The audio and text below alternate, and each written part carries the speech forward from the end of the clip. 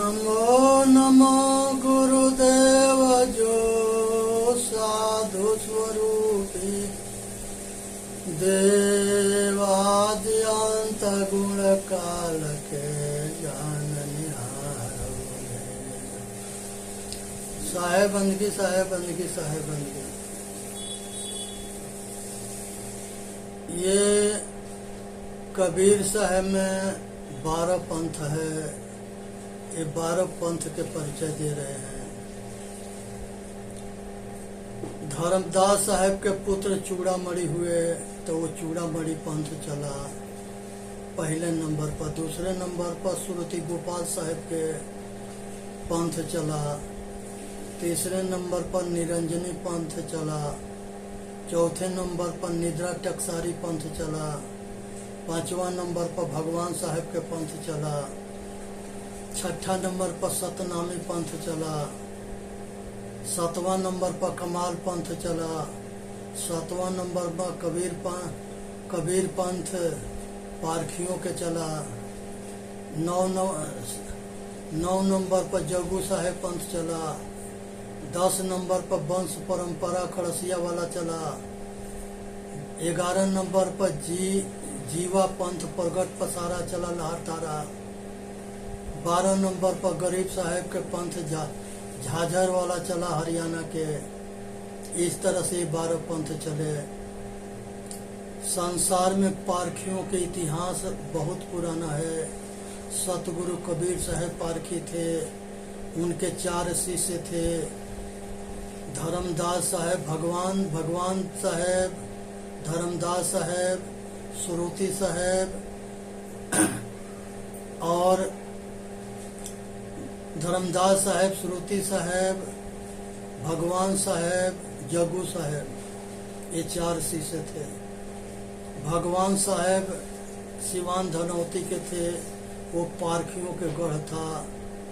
उसके बाद से जो है गुरुदयाल साहब हुए फतुहा में पटना के पास। उसके बाद से राम रहा साहब हुए, ये गाया में हुए। गुरुदयाल साहब कबीर परिचय उनकी बीजक टीका है। राम रहा साहब के टीका जो है पचग्रंथी है। इसी तरह से सब पूरण साहब बुढ़ानपुर में हुए, उनके बीजक टीका तिरजिया है, जहाँ पर आज भी महान साहब आचार्य हैं। इसी तरह से पूर्णिया में धर्म स्वरूप साहब हुए। ये सब पारखियों के गढ़ है। वहाँ रंजीत साहब, अभय साहब आज के डेट के महान पारखी संत हैं।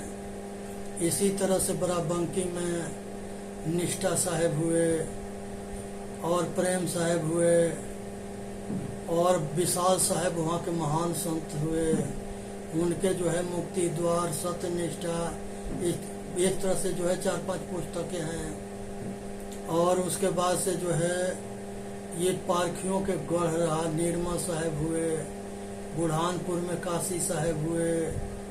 ये सब महान संत हुए। आज के डेट में जो है असंग देव जी महाराज है बराबंकी में, ये भी जो है महान सतगुरु हैं। अमर साहब जो है यहाँ मैनपुरी में है। रजो देवी कबीर आश्रम मैनपुरी, ये सतगुरु हैं। आज हमारे महान संतों ने चारों ओर फैलाया है। इनकी अपार कृपा है। सतगुरु अभिलाष साहब इन्होंने प्रयागराज में गढ़ बना दिए। कबीर नगर, प्रीतम नगर कॉलोनी, सुलेम सराय, प्रयागराज। सतगुरु महान साहब इन्होंने जो है काशी साहब, महान साहब, पूरण साहब, ये सब बुढ़ानपुर के महान संत हुए। उसके बाद से जो है धर्म स्वरूप साहब पूर्णिया में हुए। अमर साहब मैनपुरी में हुए। सुशील साहब ये गुजरात में हुए और अमृत साहब भी गुजरात में हुए। राम स्वरूप साहब, असंग देव साहब, ज्ञान साहब, निष्ठा साहब, संजीवन साहब, ये जो है कटिहार में हुए। आज आचार्य धर्मेंद्र साहब हैं जो इलाहाबाद प्रयागराज के महान कबीर आश्रम के महंत हैं, आचार्य हैं। संत रमाशंकर साहब हैं, सतगुरु अमृत साहब हैं, श्री राम साहब हैं आगरा वाले, संत रंजीत साहब हैं, संत अभय साहब हैं, गुरु शरण गुरु भूषण साहब हैं। इस तरह से जो है महान पारखी संतों के गढ़ बना हुआ है। आज के डेट में सभी संत बहुत जो है यूट्यूब पर प्रचार प्रसार कर रहे हैं और सतगुरु कबीर साहब के नाम के रोशन कर रहे हैं। पारखियों के गढ़ जो है आज पूरा देश बन रहा है। कबीर साहब के वाणी से मनुष्य जाति के कल्याण होता है, इसी में सबके हित है और सबके भलाई है। सुनना है, समझना है, विचार करना है और अपना कल्याण करना है। संसार में माता पिता जो है बेटा बेटी के क्यों पैदा करता है? इसलिए कि बुढ़ापा में हमारे बीमारी में लाचारी में हमारा ये सहायता करेगा। अगर जो है बुढ़ौती में लाचारी बीमारी में अगर सेवा नहीं करता है तो ऐसे औलाद किस काम के होगा?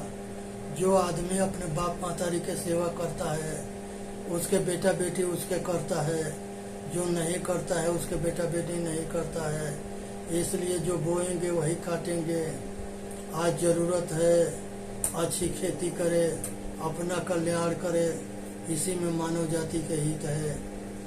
हमेशा जो है इसमें जो है एक कहानी आता है, दो पक्षी एक पेड़ पर है, एक बहुत परेशान है और दूसरा शांत है। ये दोनों पक्षी शरीर के अंदर है और वो मन रूपी पक्षी है। इसका दो रूप है। जब वासना में लगता है, वासना में होता है, अशांत होता है, और जब ये वासना से मुक्त होता है तो ये शांत होता है।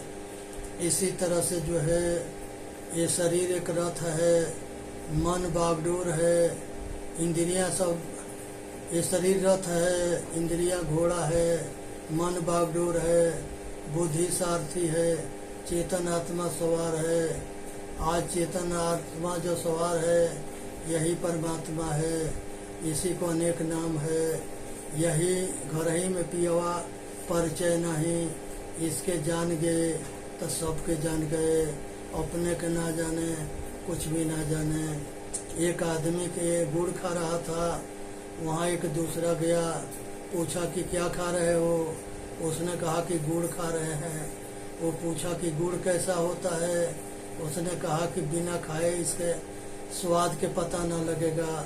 इसी तरह से आत्म अनुभूति है। बिना जो है अनुभूति के दूसरा इसके कोई बता नहीं सकता, क्योंकि ये शब्द से भी परे है। आज जरूरत है अपने के जानो, अपने के मानो, अपने के एहसास करो, अपने के विचार करो, अपने के एहसास करके अनुभूति करके और अपने आप के आत्म साक्षात करके स्वरूपस्थ हो करके परम शांति परम आनंद की अनुभूति करो। इसी में मानव जाति के हित है। सुनना है, समझना है, विचार करना है, अपना कल्याण करना है। संसार के अंदर जो है दृष्टा जो है दृश्य अलग होता है, गुणी गुण से अलग होता है। ये अखंड है, अविनाशी है, एक रस है, अनादि पुरुष है। ये जो है संसार में सब जो है अपने लिए, अपने सुख के लिए दूसरे के चाहता है।